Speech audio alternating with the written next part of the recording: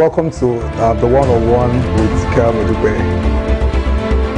That's why they close. They quickly take their uniform off because they are vulnerable. There is no way, from the layman's point of view. Thank you very much to come and do their wire fell down and their what the R is V in mafia manager called Yakap from the Titikapi became a worse godfather than every other.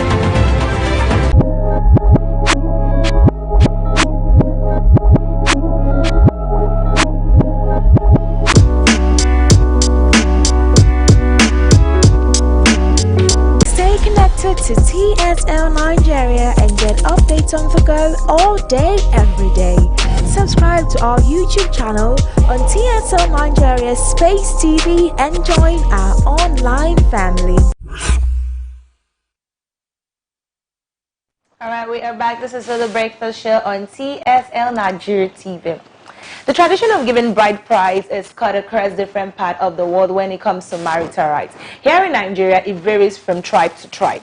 The concept behind this is acknowledging the labor of the parents over the bride by the groom. But in recent times, different school of thought has been risen over this olden tradition.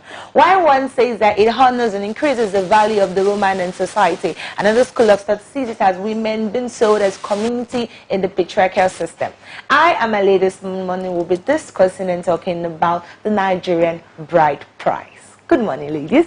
Good morning. Are we ready to do this? Yes.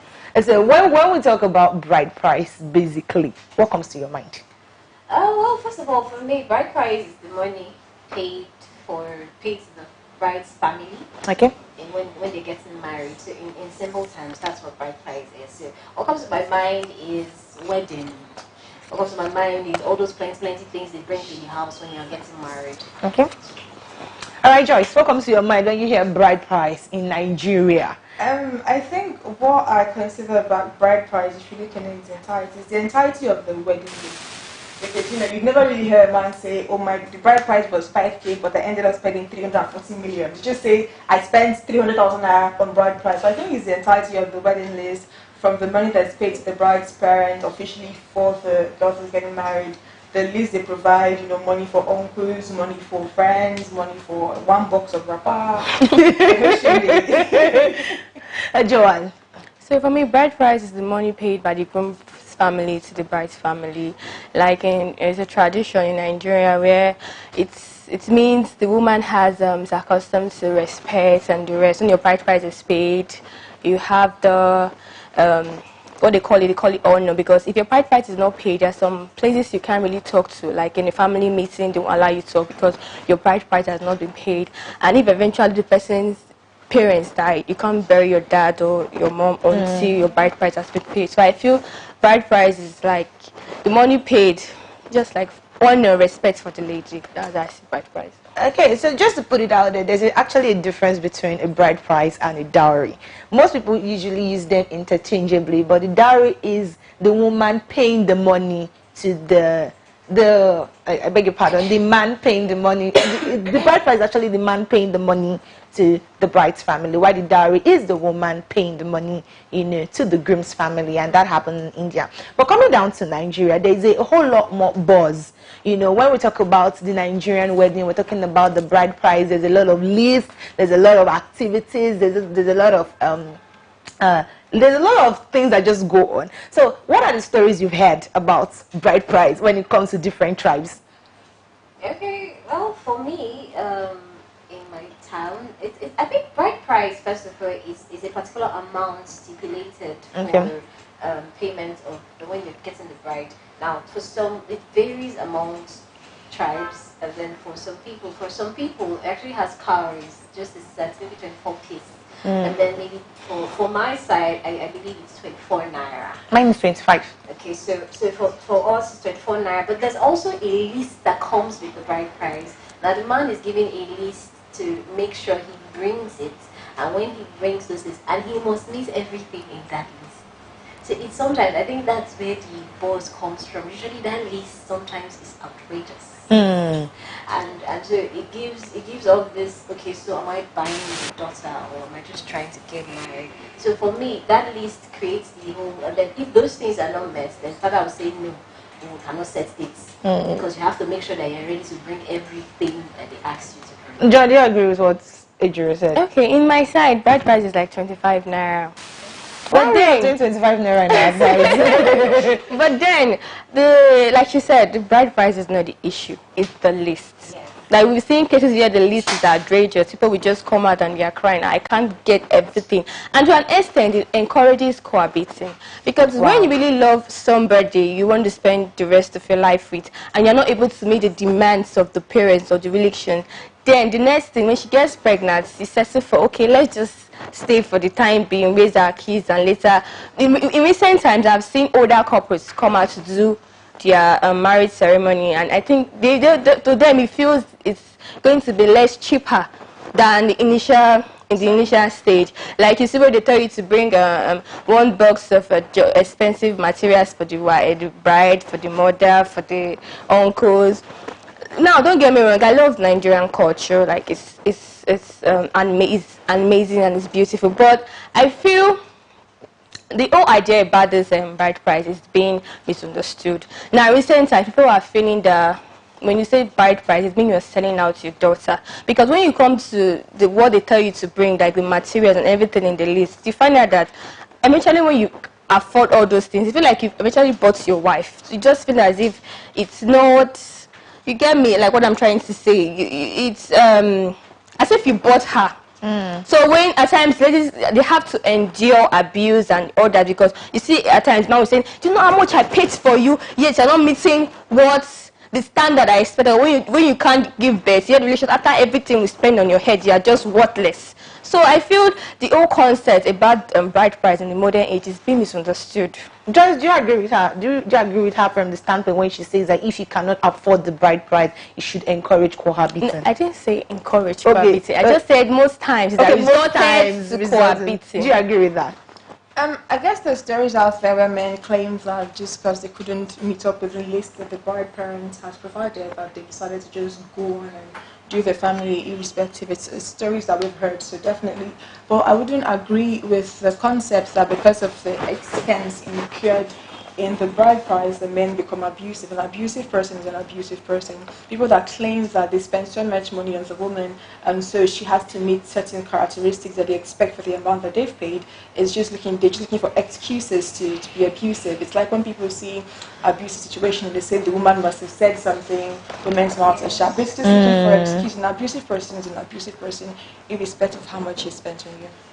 All right, so Adrian, what do you think? Do you agree with the fact that if you're not being able to meet up with the bride price of the list that is being given to you as a man, you should find other alternative to stay with this person rather than going through the list? I believe in getting married legally and getting it over with. Now, I feel that there's certain things that could be done to make adjustments for this list. What happens most times is it's the girl's family who is bringing this list. So I believe the girl can influence the list and say, oh, I'm starting in life, I'm starting in marriage, can this be adjusted? Now, families have taken advantage of the bride price payment to extort the guy that is coming to get married to their daughter. Now, aside from that, maybe it doesn't necessarily have to involve the parents, but their uncles, their relatives that actually go through with these wedding ceremonies, and then they come and they say, this is the tradition. We have to follow this and this and this pattern. So what I believe that for the marriage to go smoothly, then the girl can get involved and talk to her parents and say, oh, can this be adjusted? Because I'm starting a life. Now, if we spend almost all the money we have to do our bride price, for bride price payment, we're going to start a family. So I feel that alternatives can be made, adjustments can be made. They can talk to people because for some traditions or from tribes, you pay virtually everybody in the family.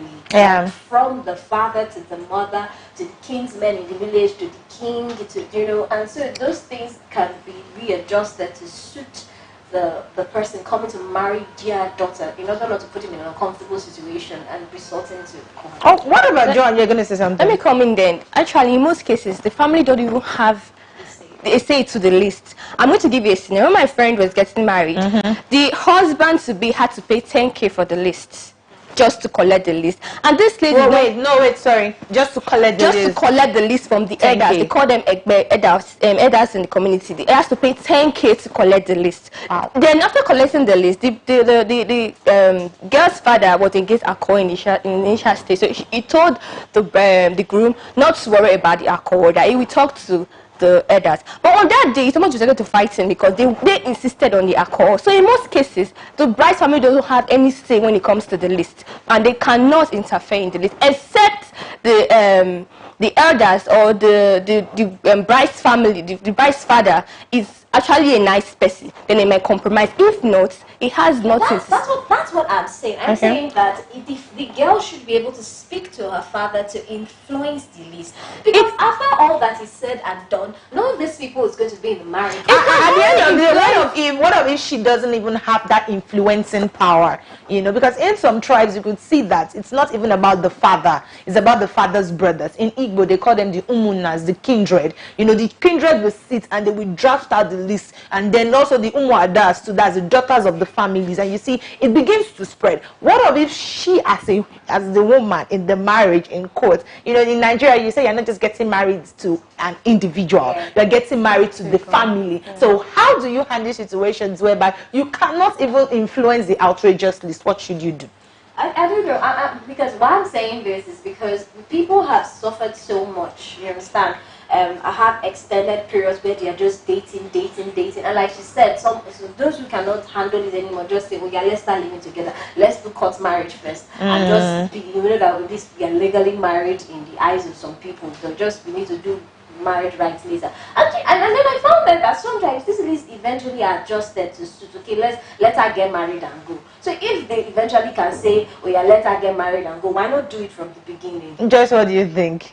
Well, I think a lot of times, first of all, like John said, most likely the girl's family has no say in what is going to be on that list. It's a thing of tradition, and in some states in Nigeria and some parts of the country, it's a thing of pride. For example, we keep hearing about Imo State women, about how expensive it is to marry a woman from Imo State. That's true. And the list is usually outrageous. And most times, it's not because the girl comes from a poor home or a poor kindred. It's just a thing that they consider very prideful, to say that if you're going to carry your chest and say it's a woman from Imo State I'm going to marry, then you need to be ready for the financial consequences. Yes. And more often than not, the women have no say in how much the family of the kindred is going to produce. And it's not just a wedding, it's just a culture thing. Even in burial situations, I went to a burial in Ibuzo with a friend of mine, and the kind of things that we would find were unreasonable. There was a tradition that the wife of the man had to come out very early in the morning, and cry very loudly. Oh my She God. came out and she didn't cry loudly enough. She was going to pay a fine. Oh my God. And no, she was an old woman. She had great-grandchildren. So you can see she is the foundation of, she's the matriarch of that family, but she didn't have a say in what goes on. So I think instead of us bedeviling the bride price system, I think it's just a part of us that we have to at some point accept that these are cultures and traditions. As much as time goes on, we can edit and we adjust some cultures and traditions. We haven't gotten there with the bride price system yet. But we need to understand that most likely it's not a thing about poverty, it's just culture and pride. Do you think that, okay, you said it's not about poverty and culture, it's just about pride. Is it that's bad, that because I have to put myself out there to society, people have to see that my daughter's bride price was worth it, the least should be outrageous at the expense? Forget the fact that the guy might not even be financially capable to handle the least. Do you feel it's something that we should really look into? Like you said, we are not there yet. We're still on that road, because there's a lot of awareness that is going on concerning a lot of our culture and traditions currently. So do you feel that we should check it? Because times are changing and generations are changing, and people are beginning to ask questions like, why is this list? Why is there a father's list? Why is there a mother's list? Why is there a umuada list? Why is there a grandmother list? I don't know these people. So how do we start addressing the fact that it shouldn't be from a pride stance that bride price list should be outrageous? Well, for starters, I feel like if this culture is going to be adjusted to favor the common man, it's not going to be from the standpoint of the monarchy or the head of the culture or whatever. I think it's going to still be a family thing, because I'm certain that even in the states and the ethnic groups, people believe the bride price is outrageous. People have gone there and gotten married and gotten really small requests from the family. So I think it still boils down to the family. Like some ethnic groups that believe in slaves. You know, you could say that this guy, there's a name they call them in my place. I can't remember it right now. Like, you could come in this 2019 and say that I want to marry Ejiro, and they're like, oh, where's Ejiro from? And they tell you Ejiro from. They say, no, that family, they're slaves. Osu. Right? Osu. Yes. That's what they are. Osu. And then there's still another home that, I'm sorry, Ejiro, I'm using for example, that Ejiro would go and they would not say, Osu. The same village, the same people. So I feel like readjusting or realigning these cultural virtues is dependent on the family. It is going to be the unit of family that can adjust it. I don't believe that maybe the head of the monarchy is going to have to put out a warning and say, from now on, if it's not for 2 calories, no girl should marry. I believe they say, you know, Yes. we don't really have like a centralized power. And from the East, we don't really have a centralized power. We have quarters. We have quarters, we have fiefdoms, we have elders of this quarter and this quarter. So I think small nucleus of power like that can begin to affect change, and then it's going to spread. Okay, so let me paint a scenario. Yeah, you're supposed to get married and you go to, your fiancé comes to get the list, and the list is superly outrageous. And you don't know what to do, and time is not on your side, in quotes, and you really had this space of time that, okay, I want to get married this time, and the list is beginning to drag, and you've tried all you could, you've talked to family, you've talked to a lot of people about this, and it's looking like there is no way. Because I feel that a lot of people are in this position, and a lot of people are at that point whereby the guy will say, in fact, I'm calling this off. I have seen it when the guy said, I can't deal with it, your family is just, overbearing, and they just called it off. So what do you think people should do in this kind of situations, before we take comments? It's a quite sensitive one, because like you said, a lot of people have called off marriages and engagements because, I can't handle this. I'm going to go with what Joyce said with this one, because it's cultural and societal, because it's something that has been there. People don't, people take advantage. I'm going to come from the standpoint that sometimes these lists have been overdone. Because when you look at it, when you go back sometimes and you say, okay, can we readjust this? Then you begin to see that there are compromises. Now, I like the fact that compromise came in, but I also feel that compromise could have come at the beginning. Because what some families do, and when they want to take advantage of it, what some families do is they come out and then they say, no, let's take advantage. We need this, we need this, we need this, we need this, so let's just pack everything inside. And then when they see the thing is passing, be careful, and then someone stands up to them, then I say, okay, let's make some adjustments. Yeah, so in cases like that, I feel something can be done. Okay. Let the couples try to explore all options. Take the elders and say, help me talk to this elder, let's see how this can be done. Because in that case, they're not going to want to hear the children talking, so there has to be an elder talking. Let's take some couple of comments. Alright, so we have from Charles Osayam. He says, good morning, my TSL family. Good morning, Charles. And then from Mr. Izuage Clement, he says, bride price is a sum of money or quantity of goods given to a bride's family by that of the groom in some tribal societies. Among ethnic groups that practice bride price, parents gain this extra monetary benefits, so they have an incentive. Bride price is also called bride wealth. It's common in many places, societies, and that's true. Thank you very much. It's really common. So, why are we going to drop our last comments on this subject matter? Because the truth is, it's something that is society, it's social behavior, it's social interaction. So let's just begin to drop our last. So, specifically, advice to people that are in the situation whereby paying the bride price or sorting the bride price is really hindering them from entering into a marital bliss. Joanne. Okay, for those getting married and are in that situation, I feel you should talk to your family. Let them come, make them understand that you're about starting in life. What benefits will it be if you spend all your money on your marriage and then after the wedding there's nothing to feed on, you're just left stranded? So I feel they should sit down and talk about it. Come to a compromise, because you don't have to spend or borrow money to do your wedding. But most times we see people going to take loans that at the end of just goes on, and yet they can't even feed after the whole ceremony. So I feel they should sit down and talk, make your family realize that you're starting a new phase. So they should try to compromise for your sake. That's just all. Thank you, John Joyce. Okay, I think people should know that there is no one-size-fits-all approach to this.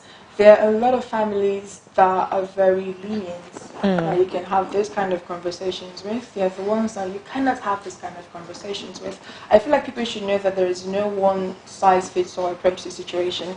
And then there's also a case of prioritizing, because I have seen people complain that the bride price is too expensive, but then go and throw a very outlandish white wedding, which is the traditional wedding of the white man. So you should really decide what you think is most important for you. I think we were on the weekend rundown, we found out that only 314 churches in Nigeria currently could give you a certificate of marriage, and the native law and custom is respected in all our courts and customary courts. Yes. So most likely, traditional wedding is most important than the white one. So I think you should find a way to prioritize, decide which one is needed for you to spend your money on, and then think about the kind of family that you come from. If your father is a titled chief or your grandfather is a titled chief, there are some things that you cannot escape. So yes, there's no one size fits all, and learn how to prioritize. All right, Andrew. Okay, so I'm just going to say that when it comes to bride price payment, understand how it works for you, understand who you're dealing with, understand the people that when you come in contact with them, how the families work. Because one of the things I found out is that in Nigerian families, everybody thinks differently, everybody reacts differently to certain situations. So look at the family that you're getting married into, ask yourself if these are things that you can deal with. Look at the list and ask yourself if there's a way you can adjust it, and if there's nothing that you can adjust, just find a way, because for me, there's always a way out. All right, in as much as we want to continue this conversation, we have to come to the end of this episode. You've heard it from all the ladies, different approaches. It is not a one-size-fits-all approach. You try differently, and of course, you will get results. Remember, the family is a unit of the society, and any change we are expecting in the society begins from the family. My name is Nekimoye. We'll be here same time tomorrow talking about another informative topic. Stay tuned with us, 10 a.m. My name is Nekimoye, and on behalf of I Am My Ladies, it's a wonderful morning.